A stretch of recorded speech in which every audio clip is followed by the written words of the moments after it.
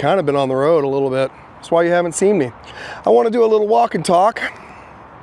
Got to get my steps in. Kind of stuck on site. It's NBA postseason, and it's got me busy. But I love you guys, and I want to keep talking to you. So I'm going to try and do a little bit of on-the-road education. So we'll see how this works out.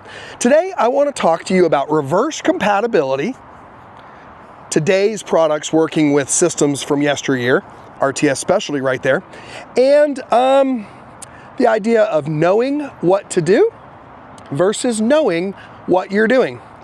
I'm a big fan of getting into the weeds and really understanding why we're doing stuff. And so I think that knowing what we're doing is important and a big step up from knowing what to do. Knowing what to do would be like printing out the directions from MapQuest, and knowing what you're doing, that's like being able to read a map. So this is a step in taking your Intercom knowledge and going from MapQuest to map reading. All right, cool. So the story is about the AIO 16. That's an analog input-output card, RTS, and the AIO 8, its older brother, and the idea of addressing panels. Some people may have never heard of needing to address a panel. And then some people in the same room might have never hooked up a panel without addressing it. It's boilerplate, it must be done. And there's kind of a reason for both, and I bet most people don't know it. So I'm gonna try and go fast because it's just a little fun video. But AIO 16 is 16 audio streams out, 16 audio streams in, and 16 data loops. That's pretty cool. It's full support for 16 panels to connect to the intercom. Pretty dense. Its older brother, or its first iteration, was the AIO 8. Whoa. The AIO 8 was 8 panel audios in, 8 audios out. But here's the kicker. It only had one data driver for 8 ports. And so what happened is the stream would be something like this. Panel 1, do this. Panel 2, do that. 3, do the other. 4, do that. 5, do this. 6, do that. 7, 8, 1, 2, 3, 4, 5, 6, 7, 8, 1, 2. All right. And so it was a common announcement of the data commands, and the data was identified so that the panel knew which instructions to follow.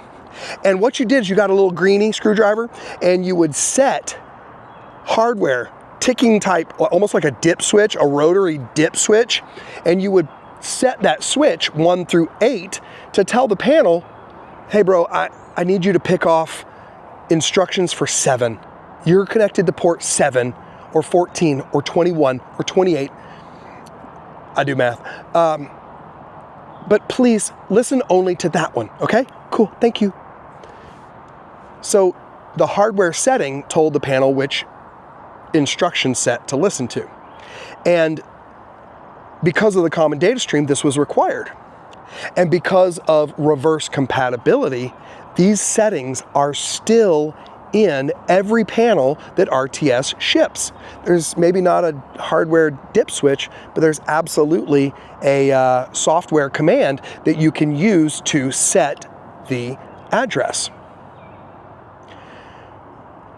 But, like I said at the beginning, AIO 16 is 16 data drivers.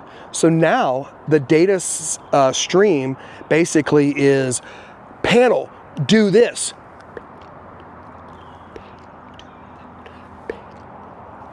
Panel, do this. So each panel is hearing only one instruction.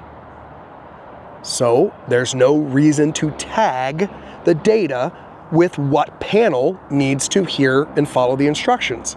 So if you are putting a panel onto an AIO 16 or a Omnio connection or something like that, the data set is specific, discrete, and there's no need to address the panel.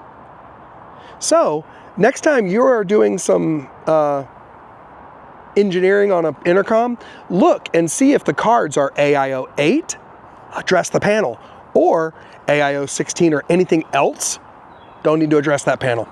So that is a fun little, maybe, I don't know, maybe it was fun little data video. Hope you guys are having fun. Kind of a slog, so say hi. All right, have a good one.